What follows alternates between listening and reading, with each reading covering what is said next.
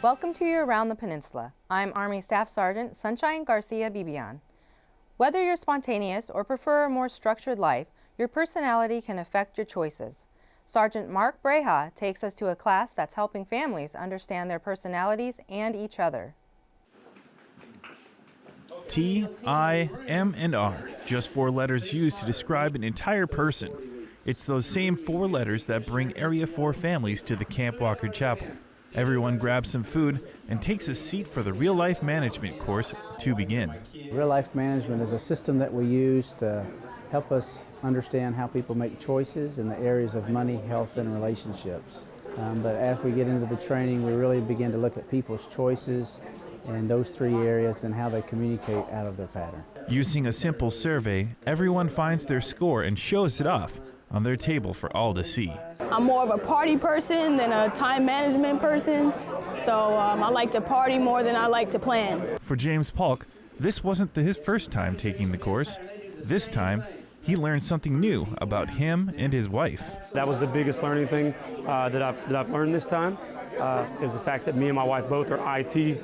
Again, we're very sporadic and we like structure, so it's pretty cool. Reporting from Camp Walker, Korea, I'm Army Sergeant Mark Brejcha. Chaplain Cook is just one of 57 certified trainers who can teach this class across the Army. If you or your unit are tired of the way you conduct sharp training, then Sergeant Alcantar has the facilities for you. Most of us dread PowerPoint presentations. On Camp Hovey, the 2ID Sharp 360 facility has a different approach toward sharp training. This is a place to take your training to another level. If you really want to help your soldiers and your leaders, they really need to work through complex problems and learn from each other. And this facility gives them the environment to do that. You know you're not supposed to have something up like that, man. Anybody over here could be offended by that. Take it down, man. Yeah.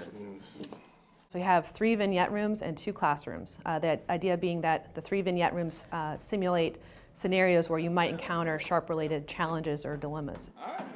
The classrooms are ideal for mobile training teams, AARs, or annual 350-1 training. The 2ID Sharp 360 facility is located at Camp Hovey, next to the library and the old education center.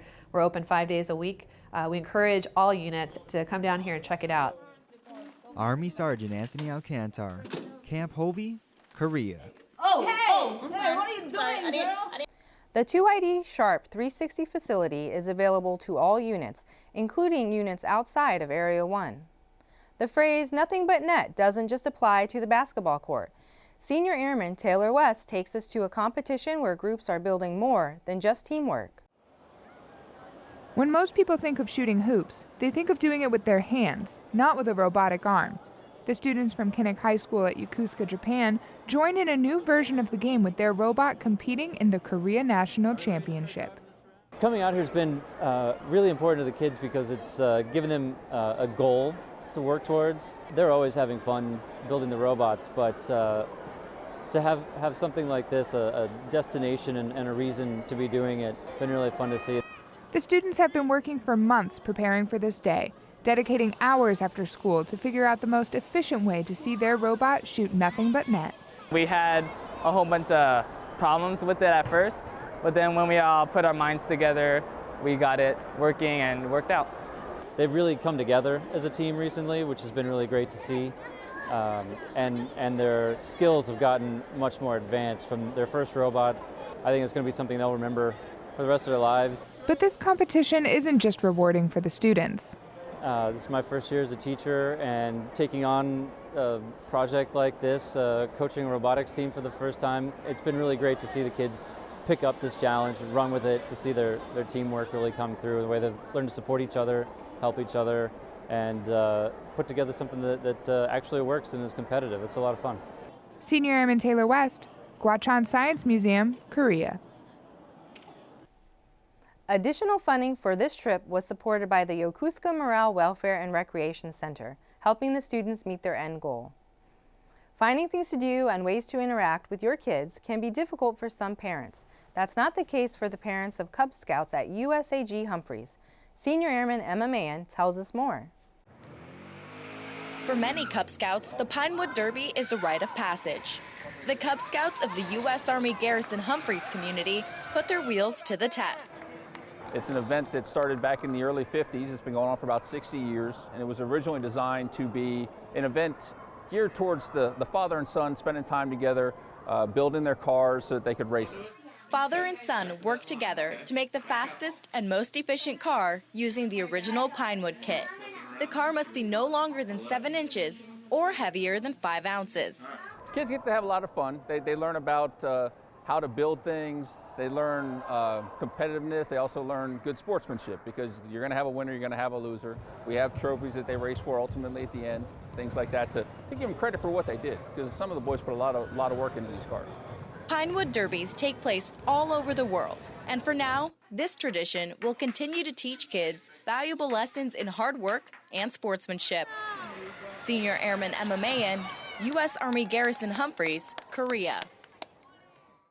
Over 25 Humphreys Cub Scouts participated in this year's Pinewood Derby. Due to a recent merge, the faces of the Air Force staff on Kunsan Air Base that ensure your mail gets to you on time has changed. This merge has enabled one airman to discover strengths he never knew he had. Where's that going to? Home. 4 assignments and 11 years in, Staff Sergeant Jonathan Ornelas, a personnel administrator, is learning new aspects of his job thanks to a recent merge. I get to do something that was once special duty, but now it's part of our career field, so it's something I've never done before.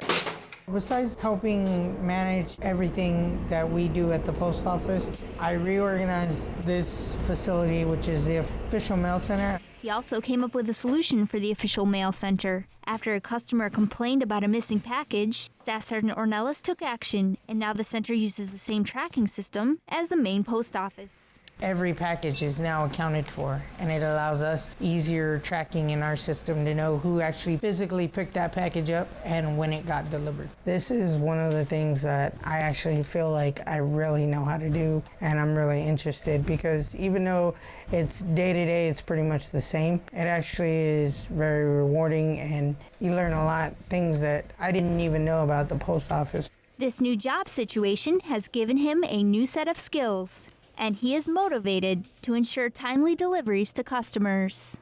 How much, man? From Kunsan Air Base, I'm Army Sergeant Julie Jaeger. Staff Sergeant Jonathan Ornelas started the official mail manager position back in June 2015.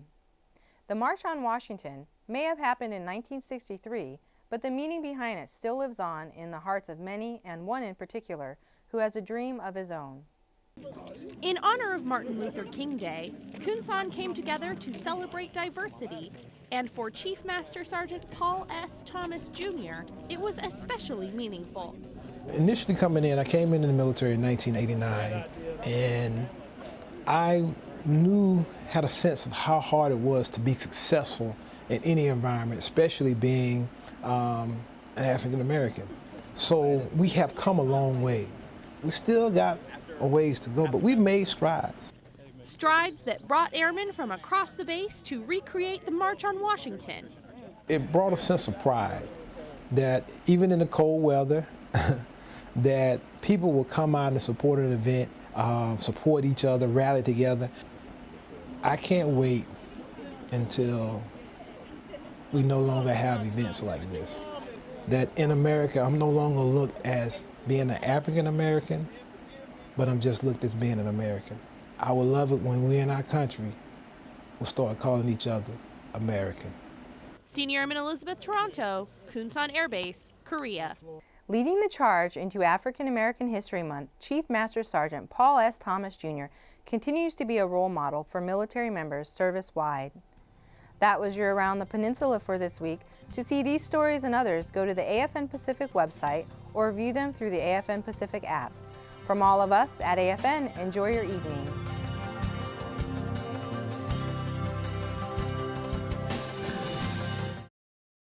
Why not? Because me again.